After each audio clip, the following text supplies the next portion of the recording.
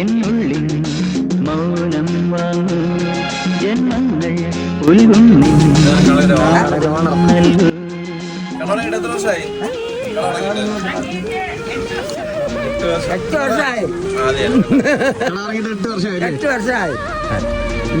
സമയം രാവിലെ 4 മണി തൊട്ട് 11 മണി വരെ.